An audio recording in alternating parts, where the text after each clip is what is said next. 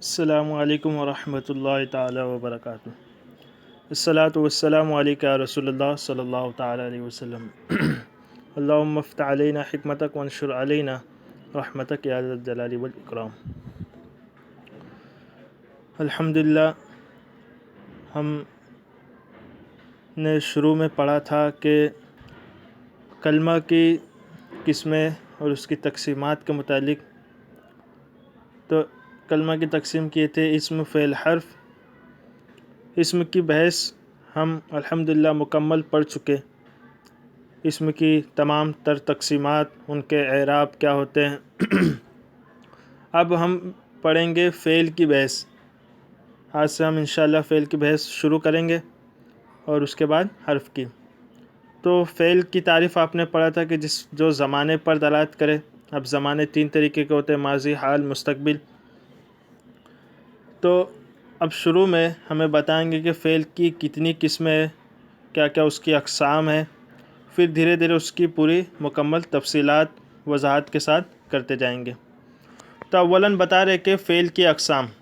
تو فعل کے مختلف اعتبار سے تقسیم کی جاتی ہے، الگ الگ اعتبار سے۔ جیسے کہ بتا رہے کہ زمانے کے اعتبار سے جیسے ماضی، حال، مستقبل، تینوں الگ الگ زمانے، اس اعتبار سے بھی فعل کی تقسیم کرتے ہیں۔ تو یہ آپ نے شروع میں پڑھ لیا پہلے ہی۔ پھر بتا رہے نمبر 2، مفعول بھی کی ضرورت ہونے یا نہ ہونے کے اعتبار سے، یعنی مفعول بھی اس میں آئے گا، مفعول بھی کی ضرورت ہے یا مفعول بھی کی ضرورت نہیں ہے، اس کے اعتبار سے بھی دو قسمیں۔ مفعول بھی کی ضرورت ہو تو اسے ہم متعدی کہتے ہیں، جو مفعول بھی کو چاہے، اور جو مفعول بھی کو نہ چاہے اسے ہم فعل لازم کہتے ہیں۔ پھر ہے فاعل معلوم ہونے یا نہ ہونے کے اعتبار سے۔ ایک تقسیم فعل کی یہ بھی کی جاتی ہے کہ اس میں فاعل معلوم ہے یا نہیں۔ اگر فاعل معلوم ہے تو اسے متعدی کہتے ہیں، معروف کہتے ہیں، اور اگر فاعل معلوم نہ ہو تو اسے مجہول کہتے ہیں۔ تب بتا رہے کہ یہاں صرف آخری دو اعتبارات سے فعل کی اقسام بیان کی جائیں گی، یعنی مفعول بھی کی ضرورت ہونے یا نہ ہونے کے اعتبار سے، اور فاعل معلوم ہونے یا نہ ہونے کے اعتبار سے۔ اس کی تفصیلی بحث کریں گے، اور پہلی کی بحث تو آپ نے پڑھ لی۔ بتا رہے مفعول بھی کی ضرورت ہونے یا نہ ہونے کے اعتبار سے فعل کے اقسام۔ اس اعتبار سے فعل کی دو قسمیں، لازم، متعدی، میں نے جیسا کہ آپ کو بتایا۔ اب دیکھیں ان کی تعریفات اور مثال دے کے بات ختم کریں گے۔ لازم کی تعریف وہ فعل جو صرف فاعل سے مل کر مکمل معنی ظاہر کرے اور اسے مفعول بھی کی ضرورت نہ ہو، جیسے جلس زید، زید بیٹھا۔ جلس یہ فعل ماضی لازم ہے، یہ صرف فاعل پر پورا ہو جاتا ہے، اس میں مفعول بھی کی ضرورت نہیں ہے۔ اب ایک بات آپ کو اور میں واضح کر دوں کہ یہاں پہ مفعول بھی کو خاص کیا ہے، یہ نہیں کہا کہ مفعول مطلق یا مفعول فی، مفعول معہ۔ تو اس کو آپ یاد رکھیے گا، جو مفعول بھی کو نہ چاہے اسے فعل لازم کہتے ہیں۔ جو فاعل پر پورا ہو جائے اسے لازم کہیں گے۔ اگر اس کے بعد مفعول مطلق، مفعول فی، مفعول معہ یہ سب آ سکتے ہیں، لیکن مفعول بھی یہ نہیں آئے گا۔ تو مفعول بھی کو یہاں خاص کیا، یہ یاد رکھیے گا، کیونکہ مفعول کی 5 قسمیں، مفاعل خمسہ جسے آپ نے پڑھا ہے، تو آپ یہ نہ سوچیں کہ پانچوں مفعول کوئی نہیں آ سکتے، صرف مفعول بھی نہیں آئے گا۔ پھر بتا رہے متعدی کی تعریف۔ اب متعدی کی تعریف کر رہے ہیں۔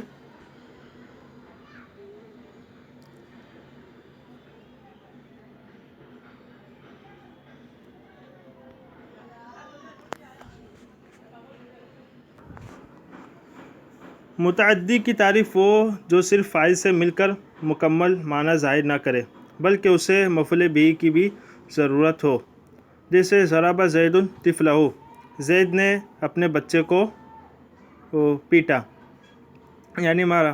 تو اس میں دیکھیے زید فاعل اور طفلہ یہ مفعول بن رہا ہے، تو یہاں پہ مفعول متعدی وہ جو فاعل کے بعد مفعول کو بھی چاہے، یعنی مفعول بھی کو۔ اب پھر بتا رہے کہ فعل متعدی کی 3 اقسام ہیں۔ اب فعل متعدی کی 3 تقسیم کر رہے، متعدی با یک مفعول، متعدی با 2 مفعول، متعدی با 3 مفعول۔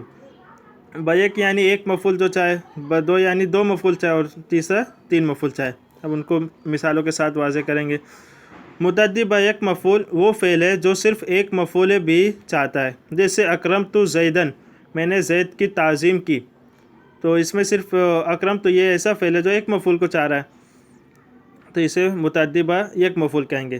متعدی با دو مفعول وہ فعل ہے جو دو مفعول بھی چاہتا ہے، جیسے اعطیت زیدن درہمن، میں نے زید کو ایک درہم دیا، تو اس میں زیدن بھی مفعول بھی ہے اور درہمن یہ بھی مفعول بھی ہے، تو یہ دو مفعول چاہ رہا ہے، یہ اسے کہیں گے متعدی با دو مفعول۔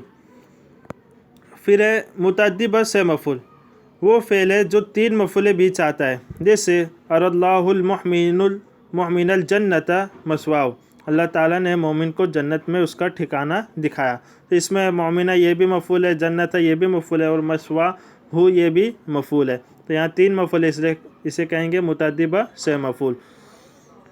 اب پھر بتا رہے فاعل معلوم ہونے یا نہ ہونے کے اعتبار سے فعل کی اقسام۔ فعل چاہے لازم ہو یا متعدی، اس کی دو قسمیں، معروف اور مجہول۔ معروف وہ فعل جس کا فاعل معلوم ہو، یعنی فعل کی نسبت فاعل کی طرف کی گئی ہو، جیسے مرنا استاد، استاد نے مشق کرائی، تو اس میں معلوم ہے کہ مشق کرانے والا کون ہے، فاعل معلوم ہے، تو اسے کہیں گے فعل معروف۔ جیسے ضرب زید، زید نے مارا، تو معلوم ہے کہ زید نے مارا، یعنی فعل کرنے والا معلوم ہے، تو اسے کہیں گے معروف۔ مجہول اس کے برعکس وہ فعل جس کا فاعل معلوم نہ ہو، یعنی فعل کی نسبت مفعول کی طرف کی گئی ہو، جیسے ضرب تلمیذ، شاگرد کو مارا گیا، یہاں مارنے والا معلوم نہیں ہے لیکن جس کو مارا گیا وہ معلوم ہے، یعنی مفعول، تو یہاں پہ مفعول کو نائب فاعل بنا دیتے ہیں، تو اسے کہتے ہیں مفعول فعل مجہول۔ اب بتا رہے ضروری وضاحت، فعل مجہول فعل لازم سے نہیں بنتا، یہ بہت اہم بات بتا رہے، اس کو آپ ذہن نشین کر لیں۔ فعل مجہول فعل لازم سے نہیں بنتا ہے، اس لیے کیوں نہیں بنتا اس کی وجہ بتا رہے ہیں، اس لیے کہ فعل مجہول میں فعل کی نسبت مفعول کی طرف ہوتی ہے، اور فعل لازم کا مفعول آتا ہی نہیں، جب فعل لازم کا مفعول ہی نہیں آتا تو اس کا فعل مجہول ہم کس طریقے سے لائیں گے؟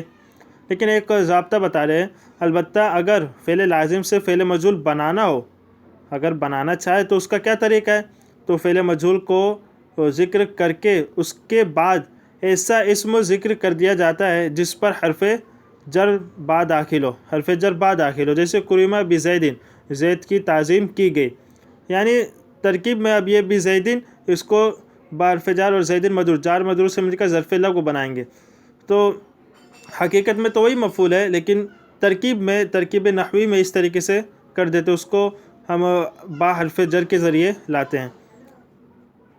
پھر بتا رہے فائدہ، جاء اور دخلا اگرچہ لازم ہے مگر متعدی کی طرح بھی استعمال ہوتے ہیں، جیسے جاءنی زید، دخل زید المسجد۔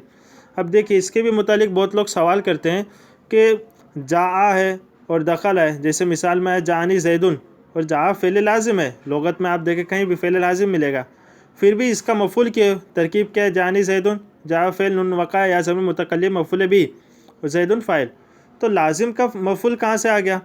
تو اس کے متعلق بتا دیے آپ کو فائدے میں ہی کہ مگر متعدی کی طرح بھی یہ افعال استعمال ہوتے ہیں، یعنی جاء اور دخلا، تو آپ یاد رکھیں کہیں اس طریقے سے آئے تو آپ یہ نہ سوچیں کہ لازم ہے تو اس کا مفعول کیسے آ گیا۔ اب مشق ہے، مشق میں دیکھیے مندرجہ ذیل جملوں میں موجود فعل لازم، متعدی اور معروف و مجہول کی پہچان کریں، تو اس میں آپ کو پہچان کرنے کا کون سا فعل لازم ہے، متعدی ہے، پھر معروف ہے یا مجہول یہ بھی بتانا ہے، تو آپ کو جس طریقے سے جب میں ایک جملہ لکھ دے اس کے نیچے لکھ دے کہ انعمنا یہ کون سا فعل ہے، لازم ہے متعدی، معروف ہے مجہول، اس طریقے سے لکھ دے، یا چار نقشے بنا دے، ایک افعال کا بنائے، پھر اس کے بعد لکھے لازم، پھر متعدی، پھر معروف اور مجہول، پھر جون سے پہلے افعال لکھ دے انعمنا، پھر دیکھے لازم ہے متعدی، لازم ہے تو لازم لکھ دے، متعدی ہے تو متعدی میں لکھ دے، اور معروف اور مجہول کا کھانا دیکھے اس میں دیکھے معروف ہے مجہول، معروف ہے تو معروف میں لکھے، مجہول ہے تو مجہول میں۔ اب یہ دوسری مشق ہے، یہ بہت ضروری ہے، اس کا آپ ضرور کیجیے گا، اعراب لگائے اور ترجمہ کریں، تو اس میں سے اکثر جملے تو آپ کو آتے ہی ہوں گے، الفاظ کے معنی کچھ نہیں آئیں گے تو آپ اس کو لغت کے ذریعے، لغت کے سہارے سے اس کو حل کریں، اور اس میں آپ کو اعراب لگانا ہے۔ اعراب کس طریقے سے، جیسے اکلا، پہلا لفظ ہے اکلا اسد اور زبین، تو اس میں آپ کو دیکھنا ہے یہاں پہ اکلا آئے گا، فعل معروف آئے گا، یا مجہول آئے گا اکیلا، تو اگر معروف ہے تو معروف کا اعراب لگائے اکلا، یا مجہول آپ کو لگتا ہے تو اکیلا لکھے، تو وہ آپ کو سمجھنا ہے۔ پھر ہے اسد، تو اس میں آپ کو دیکھنا ہے اس پہ اسدن آئے گا، اسدن آئے گا، یا اسدا آئے گا، یا اسدین آئے گا، کیا آئے گا، یہ فاعل بن رہا ہے یا مفعول بن رہا ہے، اس اعتبار سے آپ اس کو اعراب لگائیں۔ پھر زبین، اس کو بھی اعراب لگائیں۔ اس طریقے سے آپ پورا حل کریں، تو انشاءاللہ امید ہے آپ سبق سمجھ میں آ گیا ہوگا آپ کو۔ اگر کچھ بات نہ سمجھ میں آئے تو آپ انشاءاللہ ہم سے ضرور پوچھیں۔ اللہ تبارک و تعالی ہم سب کو علم دین حاصل کر اس پر زیادہ سے زیادہ عمل کرنے کی توفیق عطا فرمائے، اور قرآن و حدیث کو سمجھنے کی توفیق عطا فرمائے۔ السلام علیکم ورحمۃ اللہ تعالی وبرکاتہ۔